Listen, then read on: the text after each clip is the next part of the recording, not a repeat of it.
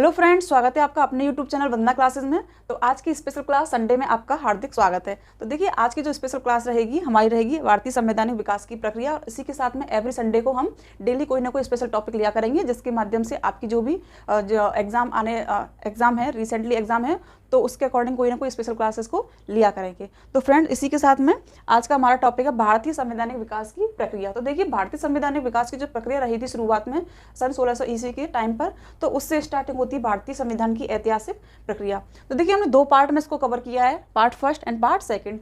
तो एक part first को आज हम यहाँ पर कवर करेंगे एंड सेकंड को अगली जो भी हमारी क्लासेस रहेगी उसमें इसको कवर करेंगे। तो देखो, विभिन्न जो कि हमारे इसमें ब्रिटिश 1600 से 1858 तक भारत का किस प्रकार से जो कि ब्रिटिश कंपनी का सीधा शासन था भारत के ऊपर, उसके सारे एक्ट हमने यहाँ पे लिए गए हैं। 1773 का था, 1781, 84, 93, उसके बाद में 1813, 33 एंड 53। तो ये सारे सीधे जो भी इतने एक्ट हैं, अधिनियम है, तो इसमें सीधा ही ब्रिटिश कंपनी का शासन भारत के ऊपर था। लेकिन जो पार्ट सेकंड बनेगा उसमें 1858 से 1947 तक अधिनियम था। इस अधिनियम के जो इतने अधिनियम है, इनके तहत क्या किया गया था कि ब्रिटिश शासन का जो कि सीधा ताज का शासन भारत पर हो गया। तो इसमें सारे हम इन संविधान को जो कि अधिनियम है उन सभी को यहाँ पर कवर करेंगे। तो देखिए, आज का हमारा इतना ही जो कि भाग फर्स्ट है उसको यहाँ से हम शुरुआत करते हैं। तो देखिए, संवैधानिक जो कि प्रक्रिया थी उसकी स्टार्टिंग होती है ईस्ट इंडिया कंपनी की स्थापना से। इसकी स्थापना होती है 31 दिसंबर 1600 को ईस्ट इंडिया कंपनी की स्थापना की गई थी जॉन वॉट्स के द्वारा। और शुरुआत में 1602 ईस्वी में जो कि एलिजाबेथ प्रथम थी, उन्होंने भारत में ईस्ट इंडिया कंपनी को सलाह दी कि वह व्यापार करने के मकसद से जाएं, और 15 वर्षों के लिए उन्हें अनुमति दी गई थी, 15 वर्षों के लिए। तो उसके साथ में 1608 ईस्वी में यहाँ पर जो कि विलियम्स हॉकिंस हैं वो आए थे। हेक्टर नामक जहाज था उनका, उसके कप्तान बनकर आए थे यहाँ पर। तो उन्हें यहाँ पर व्यापार करने की अनुमति प्रदान नहीं की गई। जहांगीर उस टाइम पे मुगल बादशाह थे, तो उनके द्वारा जो कि अनुमति थी वो प्रदान नहीं की गई थी। उसके बाद में 1615 ईस्वी में जो कि थॉमस रो आए थे और उन्हें व्यापार करने की अनुमति प्रदान की गई थी। जहांगीर के द्वारा ही उनको प्रदान की गई। तो इस प्रकार से यहाँ पर शुरुआत में जो व्यापारिक कंपनी स्टार्ट हुई थी वो हुई थी सूरत में स्टार्ट की गई थी व्यापारिक कंपनी ईस्ट इंडिया कंपनी की। पूर्वी राज्य हैं, तो वहाँ पर उड़ीसा के बालासोर में ईस्ट इंडिया कंपनी की जो कि कंपनी है व्यापारिक कंपनी, वो स्टार्ट की गई थी। तो इसे जो कि भारत का 1600 ईस्वी का चार्टर एक्ट या फिर राजलेख एक्ट भी कहा जाता है। इसके बाद में आया था 1726 का राजलेख आया था। उसके अकॉर्डिंग क्या किया गया था कि बम्बई, कलकत्ता और मुंबई की जो प्रेसिडेंसियां थी, उनके गवर्नर थे, उनको विधि का शासन प्रदान किया गया था। गवर्नर जो कि सीधे ही ब्रिटिश शासन है उसके द्वारा। इसके बाद में है, अब यहाँ से हम पॉइंट को स्टार्ट करते हैं, 1773 का रेगुलेटिंग एक्ट। 1773 का रेगुलेटिंग एक्ट जो कि इतने सारे इंपॉर्टेंट पॉइंट लिए हैं, ये सारे ही पॉइंट मैंने जो कि परीक्षाओं में आए हुए पॉइंट हैं, उन सभी को देखते हुए यहाँ पे मैंने सभी पॉइंट्स को क्लियर किया है और यहाँ पे सारे पॉइंट लिए हैं। तो देखिए, 1773 का जो रेगुलेटिंग एक्ट था उसमें क्या किया गया था, 1774 में एक न्यायालय की स्थापना की गई थी और उस न्यायालय का नाम था एपेक्स कोर्ट, ना उसका नाम था। और देखो, इस एपेक्स कोर्ट के प्रथम जो कि न्यायाधीश बने थे एलिजा एम पेस के प्रथम न्यायाधीश थे। जो कि ब्रिटिश भारत के प्रथम न्यायाधीश थे। और इन्हीं जो कि ब्रिटिश भारत के प्रथम न्यायाधीश थे, इन्हीं पर पहली बार महाभियोग की प्रक्रिया लगाई गई थी। ये आपको याद रखनी है, मैंने यहाँ पर इन चीज़ों को मेंशन नहीं किया है। और इसी एपेक्स कोर्ट को बाद में स्वतंत्र भारत के बाद में इसको सर्वोच्च न्यायालय का नाम दे दिया गया था। इस अधिनियम में और क्या क्या किया गया था कि इस अधिनियम के अंतर्गत बंगाल के गवर्नर था, उसको बंगाल का गवर्नर जनरल बना दिया गया था। और वारेन हेस्टिंग्स जो कि बंगाल के प्रथम गवर्नर जनरल बने थे। और बम्बई व मद्रास के गवर्नरों को बंगाल के गवर्नर जनरल के अधीन कर दिया गया था। और इसके माध्यम से ये यहाँ पे इस प्रकार का 1773 का एक्ट था। और देखिए, जो इस एक्ट के माध्यम से 1772 में वारेन हेस्टिंग्स थे, इन्होंने क्या किया था कि यहाँ पे जिला कलेक्टर के पद का गठन किया था वारेन हेस्टिंग्स के द्वारा। लेकिन अगर शक्तिशाली इसको शासन किसने बनाया था, जिला कलेक्टर के पद को शक्तिशाली शासन बनाया था लॉर्ड कॉर्नवालिस ने इसको शासन बनाया था। और सिविल सर्विसेज हैं, उनका जनक भी कहा जाता है लॉर्ड कॉर्नवालिस को। तो इतनी सारी चीज़ें आपको 1773 के रेगुलेटिंग एक्ट से याद रखनी है। उसके बाद में आया था 1781 का अमेंडमेंट एक्ट या फिर सेटलमेंट एक्ट। तो देखिए, इस एक्ट के माध्यम से इस एक्ट को क्या किया गया था कि 1773 के जो कि व्याप्त दोष थे या फिर 1773 की जो कि दो रेगुलेटिंग एक्ट था, उसमें जो भी कमियाँ थी, उन कमियों को दूर करने के लिए 1781 का सेटलमेंट एक्ट इसको लाया गया था।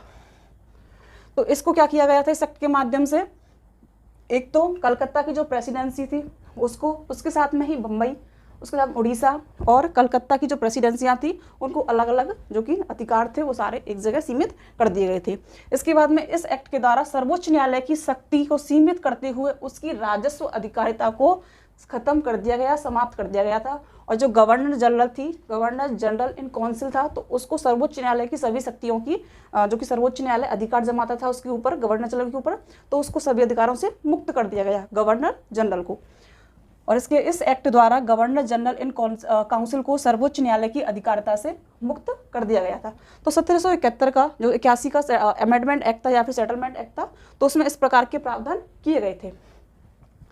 इसके बाद में है 1784 का पिट्स इंडिया एक्ट। तो देखिए 1784 का एक्ट है, उसमें पहली बार द्वैध शासन प्रणाली को लाया गया था। अभी द्वैध शासन प्रणाली को हम आगे पढ़ेंगे, 1919 का एक्ट है, 1909 का एक्ट है, उसमें सारी चीज़ को क्लियर करेंगे। लेकिन अगर आपको 1784 का पिट्स इंडिया एक्ट क्यों कहा जाता है, क्योंकि उस टाइम पे भारत के जो कि ब्रिटिश के प्रधानमंत्री थे पिट, उनके नाम पर इसका नाम रखा गया था पिट्स इंडिया एक्ट।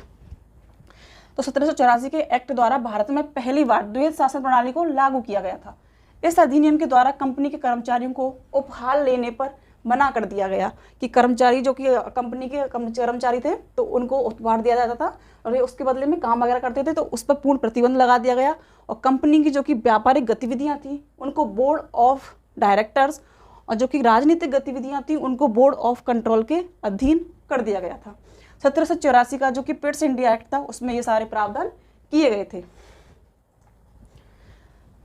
इसके बाद में है 1793 का चार्टर एक्ट। देखिए चार्टर एक्ट में क्या था, 1793 का जो चार्टर एक्ट था, इस अधिनियम द्वारा बोर्ड ऑफ कंट्रोल के सदस्यों व गवर्नर जनरल के परिषद के सदस्यों को वेतन भारतीय राजस्व से देने की व्यवस्था की गई थी। जैसा कि मैंने अभी बताया था पीछे, बोर्ड ऑफ कंट्रोल के जो सदस्य थे, उसके बाद में गवर्नर जनरल की जो गवर्नर जनरल परिषद थी उसकी भी सदस्यों को भारतीय राजस्व से व्यवस्था की गई थी उनको वेतन वगैरह देने के लिए।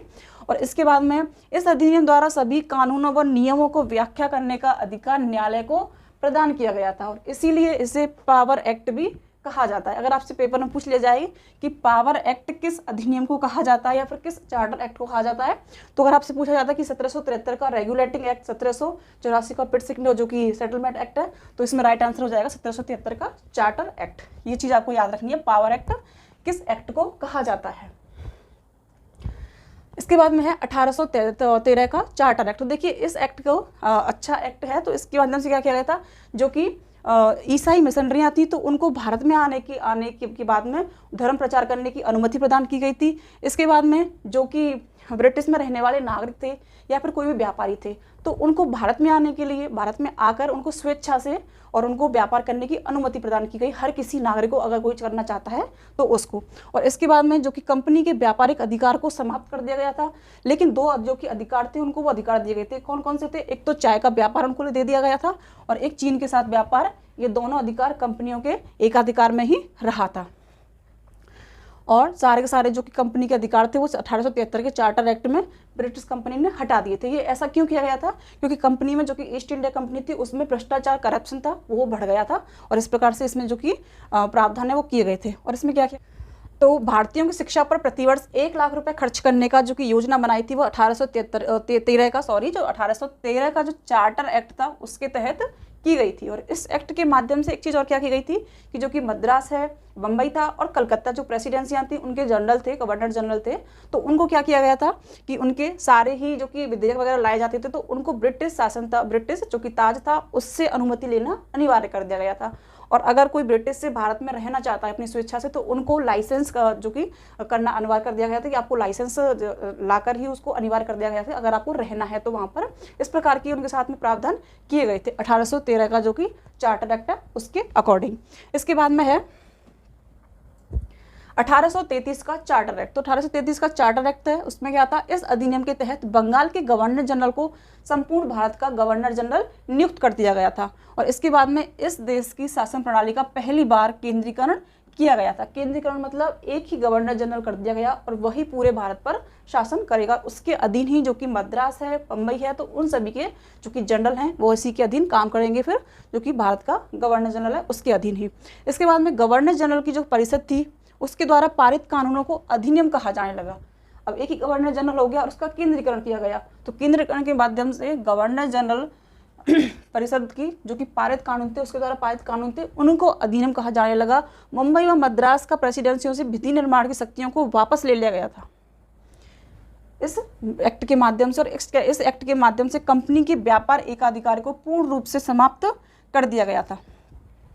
पीछे क्या किया गया था कि चीन का व्यापार और जो कि चाय का व्यापार था उसे दिया गया था, सिर्फ 2 अधिकार दिए गए थे। लेकिन 1833 का चार्टर एक्ट आते आते सारे ही जो कि व्यापारिक अधिकार थे, व्यापार के एक अधिकार थे ईस्ट इंडिया कंपनी को, सारे ही समाप्त कर दिए गए थे। अब सीधे ब्रिटिश शासन से ही यहाँ पर जो कि ताज था उसके माध्यम से ही यहाँ पर कोई भी व्यापार कर सकता था उसकी अनुमति से। और इस एक्ट के माध्यम से जो इम्पोर्टेंट चीज़ है आज तक की वो क्या है कि 4 सितंबर 1829 को सती प्रथा को समाप्त कर अधिनियम की धारा 17 के अंतर्गत इसे प्रतिबंधित किया गया था और ठगी प्रथा को 1830 में समाप्त कर दिया गया। तो ये 2 चीज़ें आपको याद रखनी है।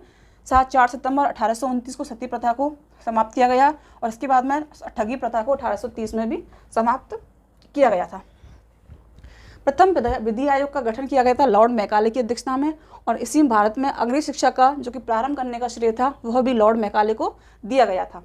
तो अब भी पूछा जाए आपसे कि लॉर्ड मैकाले या फिर भारत में अग्रिम शिक्षा का जनक किसे कहा जाता है, तो वो कहा जाता है लॉर्ड मैकाले को कहा जाता है। इसके बाद में जो इम्पोर्टेंट पॉइंट है, दास प्रथा का उन्मूलन 1843 में किया गया था। अधिनियम की धारा 87 के तहत कंपनी के अधीन पद धारण करने के लिए किसी व्यक्ति को धर्म, जन्म स्थान, मूलवंश या रंग के आधार पर अयोग्य न ठहराए जाने का उपबंध किया गया था। तो देखिए जो कि संवैधानिक विकास की प्रक्रिया थी वो धीरे धीरे इन्हीं एक्ट के माध्यम से ली गई थी। कहीं ना कहीं इन्हीं एक्ट के माध्यम से उनमें थोड़े विचार थे, उनको यहाँ से ही स्टार्ट किया गया था। और अभी देखिए भारत के पहले गवर्नर जनरल इस टाइम पे कौन बने थे, तो लॉर्ड विलियम बेंटिक बने थे। तो देखिए 2 चीज़ आपको याद रखनी है। तो 1773 का जो कि रेगुलेटिंग एक्ट था उसके तहत बंगाल के जो कि जनरल था उसको गवर्नर जनरल बना दिया गया था, और पहले बंगाल के गवर्नर जनरल थे जो कि वॉरेन हेस्टिंग्स थे। वॉरेन हेस्टिंग्स पहले भी ऐसे जो कि गवर्नर जनरल थे जिनके ऊपर महाभियोग लगाया गया था। किसके अकॉर्डिंग कि जो कि वॉरेन हेस्टिंग्स बनाम नंद कुमार के खिलाफ, मतलब जो कि प्रक्रिया थी तो उसके खिलाफ इनके महाभियोग की प्रक्रिया स्टार्ट की गई थी। और भारत के पहले गवर्नर जनरल थे लॉर्ड विलियम बेंटिक थे। नेक्स्ट है, इस अधिनियम ने एक वाणिज्यिक के तौर पर ईस्ट इंडिया कंपनी की गतिविधियों को समाप्त कर दिया गया था। गवर्नर जनरल को संपूर्ण देश के लिए एक ही बजट तैयार करने का अधिकार दिया गया था। देखिए बजट का प्रावधान भी स्टार्ट हो गया था। तो इस अधिनियम में भारतीय संविधान निर्माण का आंशिक संकेत इस अधिनियम में दिखाई देता है। तो देखिए 1833 का जो कि ये अधिनियम है तो इसमें भारतीय संविधान निर्माण का आंशिक संकेत दिखाई देता है। कहीं ना कहीं जो कि सारा सा भारतीय संविधान है उसकी ऐतिहासिक प्रक्रिया है, तो उसको किसी न किसी एक्ट में से कुछ ना कुछ बजट का प्रावधान है, इसके साथ में ही जो कि मूल अधिकार है वो इन सभी चीज़ों को यहाँ से इकट्ठा करके कहीं ना कहीं इस प्रारूप को लिया गया है। 1853 का चार्टर अधिनियम था, तो इस एक्ट के माध्यम से कंपनी के सिविल सर्विसेंट्स जो कि सर्वेंट्स थे उनकी नियुक्ति के लिए खुली प्रतियोगिता परीक्षा की एक प्रणाली को आधार बनाया गया था, इस प्रक्रिया में बनाया गया था। 1853 का जो चार्टर अधिनियम एक्ट था, बंगाल के लिए एक अलग से लेफ्टिनेंट गवर्नर की व्यवस्था की गई थी। और देखिए इसमें इंपॉर्टेंट जो पॉइंट लिख रहा है वो क्या है कि सर्वप्रथम सिविल परीक्षा का उद्भव मौर्य काल में चाणक्य द्वारा किया गया था। अगर मैं इस क्वेश्चन को इस प्रकार पूछूं कि चाणक्य के द्वारा लिखी गई पुस्तक का नाम क्या है, चाणक्य का नाम कौटिल्य भी था, विष्णुगुप्त था, तो इन सभी का चाणक्य के जो कि निकनेम है वह थे। मौर्य काल तो चंद्रगुप्त मौर्य थे, उस टाइम पर चाणक्य को प्रधानमंत्री बनाया गया था और इनके द्वारा जो लिखित पुस्तक है उसका नाम है अर्थशास्त्र।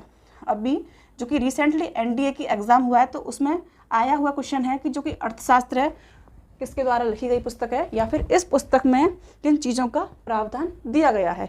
तो ये चीज़ आपको याद रखनी है, चाणक्य द्वारा अर्थशास्त्र पुस्तक को लिखा गया है और ये किस टाइम पे उद्भव मौर्यकाल में हुआ था। और पहली बार सर्वप्रथम सिविल परीक्षा का उद्भव भी मौर्यकाल में किया गया था चाणक्य के द्वारा।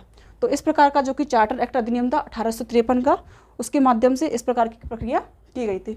तो फ्रेंड्स आज का जो हमारी क्लास थी वाक फर्स्ट, तो उसमें आज हमने सारे ही वाक फर्स्ट के जो कि अधिनियम वगैरह रहे हैं 1773 से 1853 का जो कि चार्टर अधिनियम है उन सभी एक्ट को क्लियर किया है। उसके बाद में 1858 से लेकर 1947 का जो कि 1947 का स्वतंत्रता अधिनियम है उस तक उस सेकंड क्लास में हम उस सभी क्लासेस को क्लियर करेंगे जो कि हमारी अगली क्लास रहेगी। उसके बाद में जो कि हमारे क्वेश्चन रहेंगे तो उन सभी क्वेश्चन को भी हम क्लियर करेंगे। तो फ्रेंड्स इसी प्रकार से आज के जो कि हमारी क्लास है उसको यहीं समाप्त करते हैं। अगर वीडियो अच्छी लगे, हेल्पफुल लगे तो उसको लाइक करें, शेयर करें एंड सब्सक्राइब करें। Thank you.